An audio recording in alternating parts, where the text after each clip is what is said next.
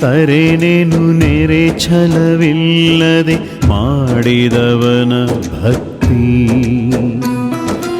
ಇರುಹೆಯ ತರೆನೆನು ನೆರೆ ಛಲವಿಲ್ಲದೆ ಮಾಡಿದವನ ಭಕ್ತಿ. ಇರುಹೆಯಿಂದ ಕರ ಕಷ್ಟ ಕಾಣ ರಾಮನಾಥ.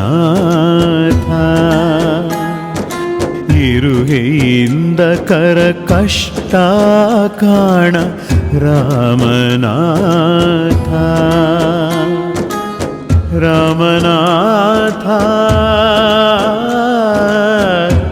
ರಾಮನಾಥ.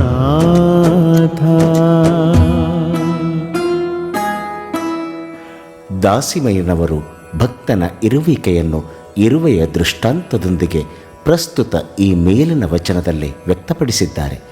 ಶಿವಭಕ್ತನು ಶಿವಾಚಾರ ಸಂಪನ್ನನಾಗಿ ಮಾಡಿದ ಭಕ್ತಿಯಲ್ಲಿ ಛಲದಿಂದ ಕೂಡಿರಬೇಕು. ಜೀವನದಲ್ಲಿ ಕಷ್ಟ ನಷ್ಟಗಳು ಬರುವುದು ಸಹಜ.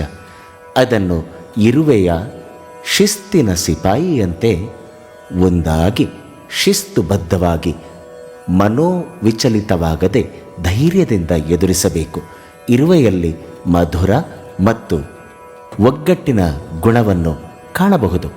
ಹೀಗಿರದಿದ್ದರೆ ಆ ಇರುವೆಗಿಂತ ಕನಿಷ್ಠ ಎಂದಿದ್ದಾರೆ ದಾಸಿಮಯ್ಯನವರು.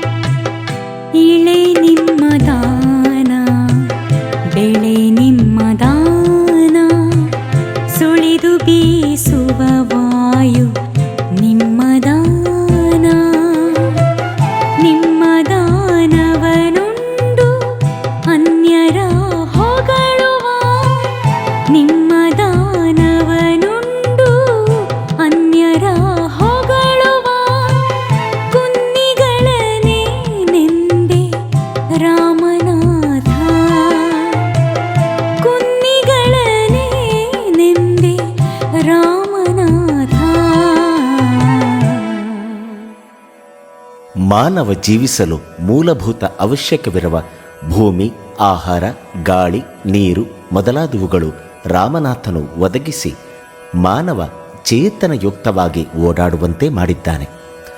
ಜೀವನಾವಶ್ಯಕವಾದ ವಸ್ತುಗಳನ್ನು ವರದಾನವಾಗಿ ಕೊಟ್ಟಿರುವ ರಾಮನಾಥನನ್ನು ಕೃತಜ್ಞರಾಗಿ ಸ್ಮರಿಸಬೇಕು. ಆದರೆ ಜನಸಾಮಾನ್ಯರಿಗೆ ಇದರ ಪರಿವೆಯೇ ಇಲ್ಲ.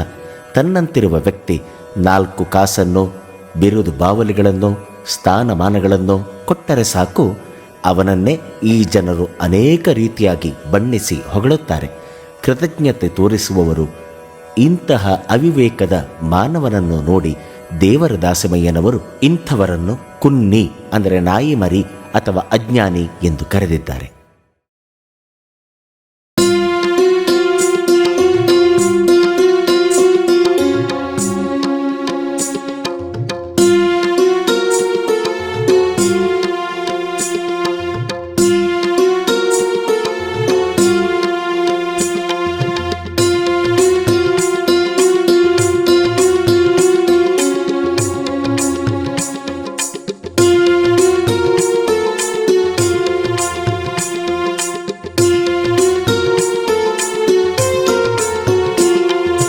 ನಂಬಿದ ಚನ್ನನ ಅಂಬಲಿಯಾನುಂಡ ಕೆಂಬಾವಿಯ ಭೋಗಯ್ಯನ ಹಿಂದಾಡಿ ಹೋದ. ನಂಬಿದ ಚನ್ನನ ಅಂಬಲಿಯಾನುಂಡ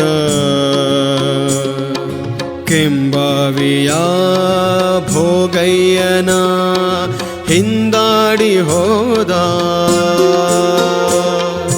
ಗುಂಡಯ್ಯನ ಕುಂಭದ ಗತಿಗೆ ಕುಕ್ಕಿಲಿರಿದು ಕುಣಿದ.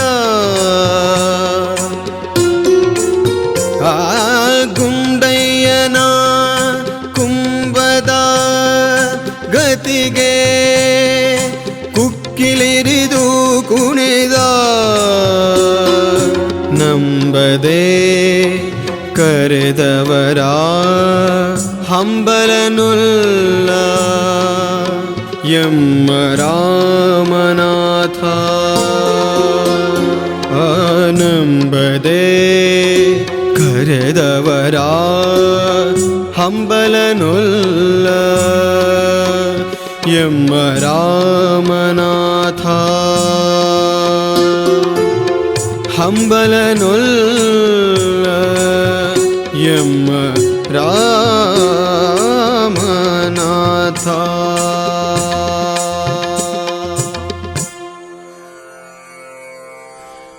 ಪರಮಾತ್ಮನು ಚೆನ್ನಯ್ಯನ ಮನೆಯಲ್ಲಿ ಅಂಬಲಿಯ ಊಟ ಮಾಡಿದನು. ಕೆಂಬಾವಿಯ ಭೋಗಯ್ಯನ ಜೊತೆಗೆ ಯಾವಾಗಲೂ ಇದ್ದನು. ಕುಂಬಾರ ಗುಂಡಯ್ಯನು ಕೆಸರು ಹದ ಮಾಡುತ್ತಾ ಭಕ್ತಿಯಿಂದ ಶಿವನ ಸ್ಮರಿಸುತ್ತಾ ಕುಣಿದರೆ ದೇವನು ಅವನ ಜೊತೆಗೇ ಹೆಜ್ಜೆ ಹಾಕಿದನು ಎಂದು ಹೇಳುತ್ತಾ ನಂಬಿ ಕರೆದರೆ ಓ ಎನ್ನುವನು ಶಿವನು, ನಂಬಲಾರದವರ ಗೊಡವೆಗೇ ಹೋಗುವುದಿಲ್ಲ ಎಂದಿದ್ದಾರೆ ದೇವರ ದಾಸಿಮಯ್ಯನವರು.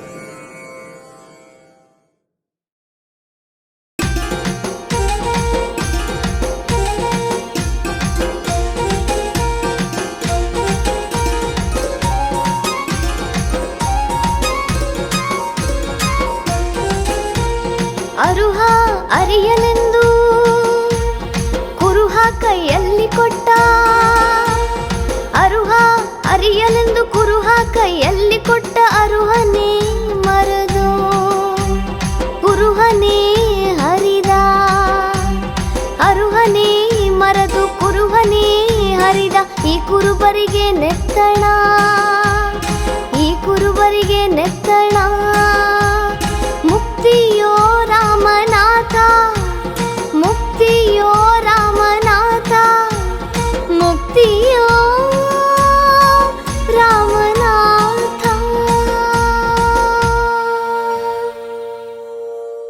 ಅಂಗುಷ್ಟ ಮಾತ್ರ ಆಕಾರವುಳ್ಳ ಆತ್ಮನು ಜ್ಯೋತಿ ಸ್ವರೂಪನಾಗಿದ್ದಾನೆ. ಅವನು ಧೂಮರಹಿತನಾಗಿದ್ದಾನೆ, ಅಂದರೆ ಕಲ್ಮಶರಹಿತನಾಗಿದ್ದಾನೆ. ಅವನು ಇಂದು ನಾಳೆ ಎಂದಿಗೂ ಆರದ ಶಾಶ್ವತವಿರುವ ಜ್ಯೋತಿ ಸ್ವರೂಪನಾಗಿದ್ದಾನೆ. ಅವನು ಪರಿಪೂರ್ಣನಾಗಿ ಎಲ್ಲ ಜೀವಕೋಟಿಗಳ ಶರೀರದಲ್ಲಿ ಅಂಗುಷ್ಟ ಗಾತ್ರದಲ್ಲಿದ್ದು ಆತ್ಮಜ್ಯೋತಿ ಎಂದೆನಿಸಿಕೊಂಡಿದ್ದಾನೆ. ಅಂತಹ ಅರಿವಿನ ಜ್ಯೋತಿ ಸ್ವರೂಪದ ಲಿಂಗವನ್ನು ಗುರು ಕೈಯಲ್ಲಿ ಕೊಟ್ಟರೆ ಅದನ್ನು ಮರೆತು ಇದ್ದರೆ ಅವನಿಗೆ, ಅಂದರೆ ದಡ್ಡನಿಗೆ ಮುಕ್ತಿ ಲಭಿಸುವುದಿಲ್ಲ ಎಂದಿದ್ದಾರೆ ದಾಸಿಮಯ್ಯನವರು.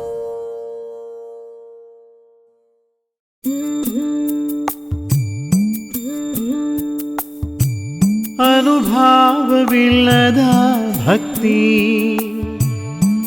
ತಲೆಗೆಳಗಾದುದಯ್ಯ, ಅನುಭಾವವಿಲ್ಲದ ಭಕ್ತಿ ತಲೆಗೆಳಗಾದುದಯ್ಯ. ಅನುಭಾವ ಭಕ್ತಿಗಾಧಾರ, ಅನುಭಾವ ಭಕ್ತಿಗೆ ನೆಲೆವನೇ, ಅನುಭಾವ ಭಕ್ತಿಗಾಧಾರ, ಅನುಭಾವ ಭಕ್ತಿಗೆ ನೆಲೆವನೇ. ಅನುಭಾವವುಳ್ಳವರ ಕಂಡು, ಅನುಭಾವವುಳ್ಳವರ ಕಂಡು ತುರಿಯ ಸಂಭಾಷಣೆಯ ಬೆಸಗೊಳ್ಳದಿದ್ದಡೆ, ತುರಿಯ ಸಂಭಾಷಣೆಯ ಬೆಸಗೊಳ್ಳದಿದ್ದಡೆ ನರಕದಲ್ಲಿ ಇಕ್ಕಯ್ಯ,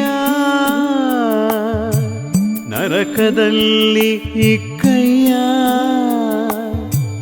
ರಾಮನಾಥ ರಾಮನಾಥ ರಾಮನಾಥ ರಾಮನಾಥ. ಆತ್ಮನ ಅನುಭವವು ಭಕ್ತನಿಗೆ ಬಹಳ ಮುಖ್ಯವಾದುದು. ಅದು ಭಕ್ತಿಗೆ ಆಶ್ರಯವಾಗುತ್ತದೆ. ಅದುವೇ ಭಕ್ತಿಗೆ ಅಡಿಪಾಯವಾಗಿದೆ. ಅನುಭವವಿಲ್ಲದ ಭಕ್ತಿ ತಲೆ ಕೆಳಗಾಗಿ ಬೀಳುತ್ತದೆ ಎನ್ನುವರು ದಾಸಿಮಯ್ಯನವರು. ಅನುಭಾವಿಗಳನ್ನು ಸಂದರ್ಶಿಸಿ ಅವರ ಜೊತೆಗೆ ಆತ್ಮ, ಪರಮಾತ್ಮ, ಜೀವಾತ್ಮ ಹೀಗೆ ಮುಂತಾದ ವಿಚಾರಗಳನ್ನು ಚರ್ಚಿಸಿ ಆತ್ಮೋದ್ಧಾರ ಮಾಡಿಕೊಳ್ಳದಿದ್ದರೆ ರಾಮನಾಥನು ನರಕದಲ್ಲಿಕ್ಕುವನೆಂದಿದ್ದಾರೆ ದಾಸಿಮಯ್ಯನವರು.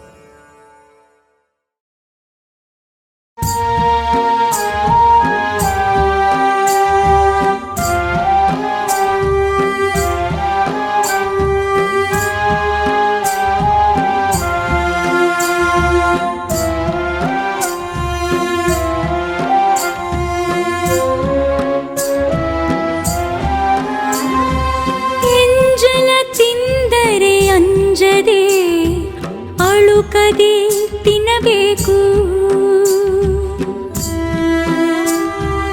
ಎಂಜಲ ತಿಂದರೆ ಅಂಜದೆ ಅಳುಕದೆ ತಿನ್ನಬೇಕು. ಅಂಜುತ್ತಾ ಅಳುಕುತ್ತಾ ತಿಂದರೆ, ಅಂಜುತ್ತಾ ಅಳುಕುತ್ತಾ ತಿಂದರೆ ಅದು ನಂಜಿನಂತೆ ಕಾಣ ರಾಮನಾಥ, ಅದು ನಂಜಿನಂತೆ ಕಾಣ ರಾಮನಾಥ, ಅದು ನಂಜಿನಂತೆ ಕಾಣ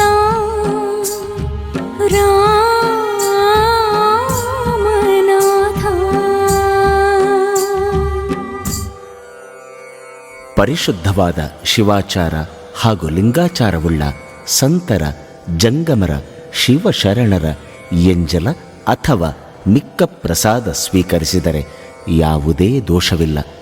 ಭಕ್ತನಲ್ಲಿ ಸಂಶಯದ ಭಾವನೆ ವ್ಯಕ್ತವಾದರೆ ಅಥವಾ ಸಂಕುಚಿತ ಮನೋಭಾವನೆಯಿಂದ ತಿಂದರೆ ವಿಷವಾಗುತ್ತದೆ ಎಂದಿದ್ದಾರೆ ದೇವರ ದಾಸಿಮಯ್ಯನವರು.